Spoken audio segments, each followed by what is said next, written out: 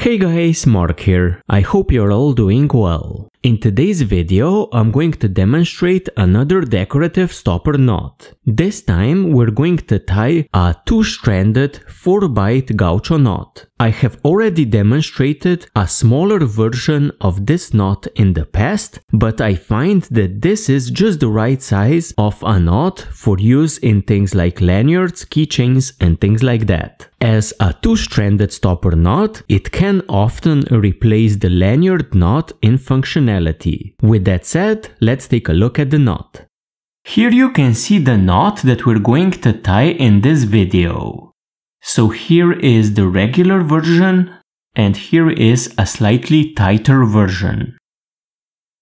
It has a lot of uses, so where you would use a 2-stranded stopper knot, you can use this knot. To tie this knot, I'm going to use these few items. So I have a dowel rod to tie the knot onto.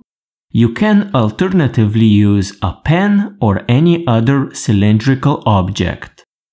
I have a rubber band which I have attached onto my dowel rod, and this one is going to hold the ends of my cord. Finally, I have a piece of paracord here about 3 feet long. This should be more than enough to tie the knot. So with that said, let's get to tying. To start tying this knot, I'm going to take my piece of paracord and fold it in half. Then I'm going to take the bight, so this folded piece, and place it under the rubber band. In this case, we're going to have a loop here at the top, then we're going to form our knot, and the 2 working ends are going to come out here at the bottom. Now, if you were finishing a project, you wouldn't be able to form such a bight. You will have 2 ends coming out of your project, and at that point, you simply take your mandrel and you attach the 2 ends onto it using a rubber band without forming the bight. So now to tie our knot, we're going to take the 2 working ends and wrap them around our mandrel 2 times.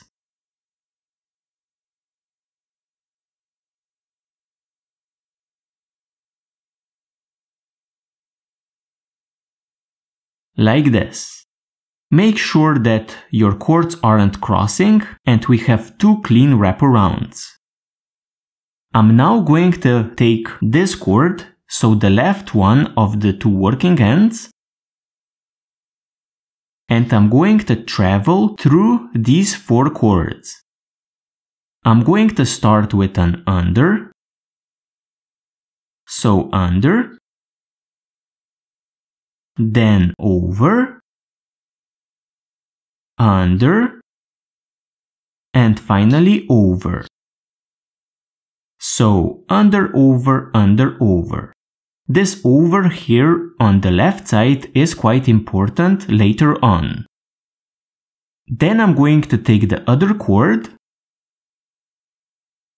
and I'm going to travel under the previous cord that I used, so the other working end, under, then continue parallel to it, over, under,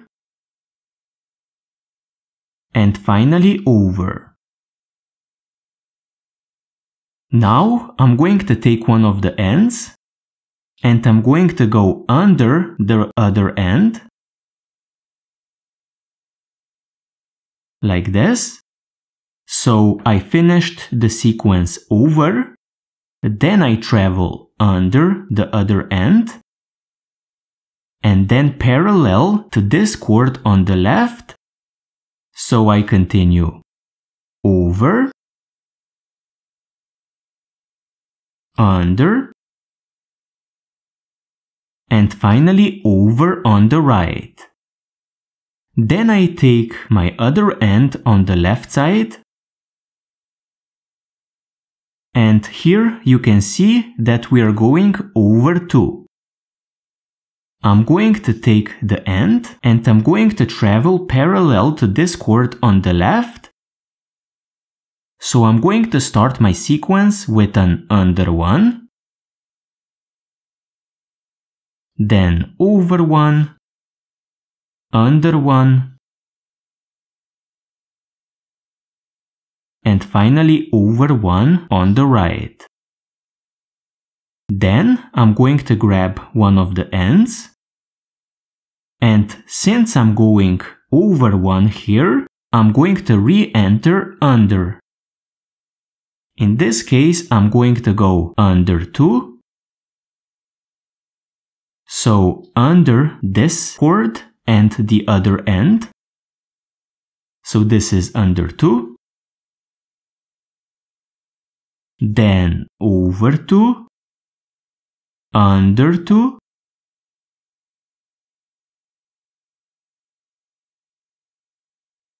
And finally over 2 on the left. Then I'm going to grab the other cord, which is now traveling over 2 here on the right, and I'm going to start my sequence under 2,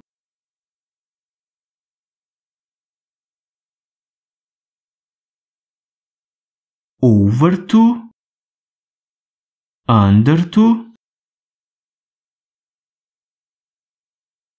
and finally over 2 on the left. I'm now going to finish up the ends. The knot is tied, but I need to properly secure the 2 working ends. They're going to travel through the knot to the right side. I'm going to remove this rubber band off of my loop.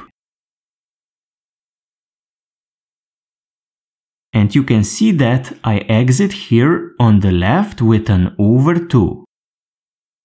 I'm going to re-enter back into the knot and go under it.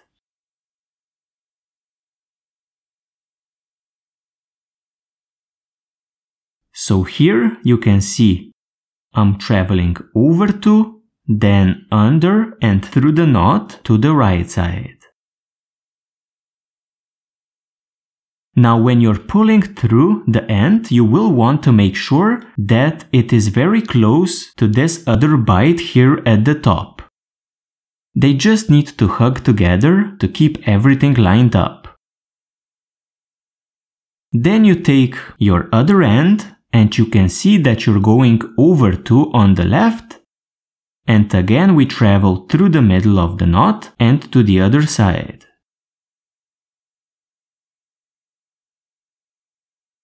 Again, to keep everything nicely lined up, make sure that the end that you're pulling in is close to this bight here at the top. Now with this, the knot is tied, and usually I just pull it together by pulling on the loop as well as the 2 working ends.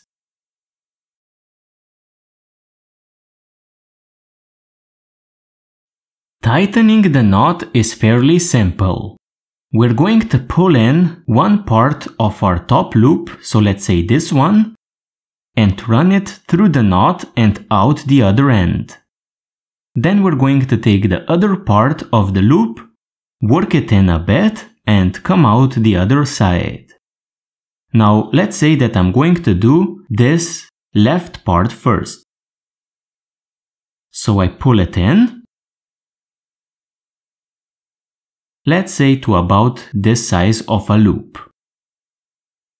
Now, before I continue working my slack out of the knot, I'm going to mark this top left side, in my case with an inner strand of paracord,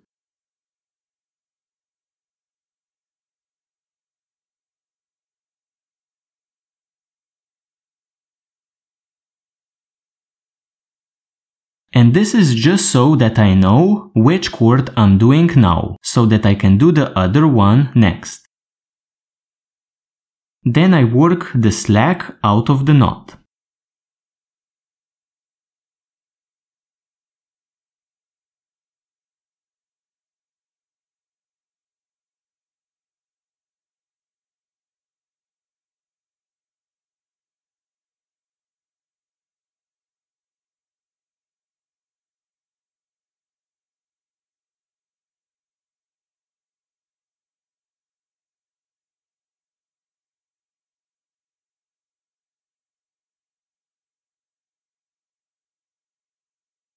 Now I can remove this marking and do the other strand. So again, I'm going to work it into the knot a little bit and reduce my loop a little bit more. Then work the slack through the knot and out the other end.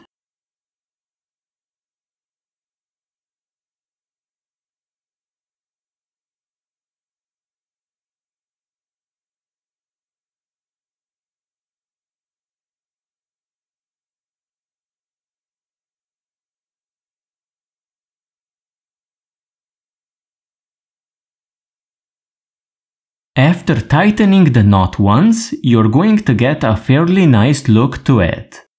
Usually I'm going to tighten once, maybe twice more, just to get an even more consistent look to my knot. When you are done tightening, I recommend taking 2 pieces of wood and rolling the knot in between, just to make it look a bit more consistent. Now I do this for a while and you get a really nice look to it. When the knot is fully tied as well as rolled, it should have a nice gaucho knot look to it. You should have 4 bights at the very top and 4 bights at the very bottom, with the 2 working ends coming out from one side of the knot. So guys, I would like to thank you very much for joining me in this tutorial. I hope that it wasn't terribly hard. I know that it does take some getting used to. Thank you for joining me and see you next time.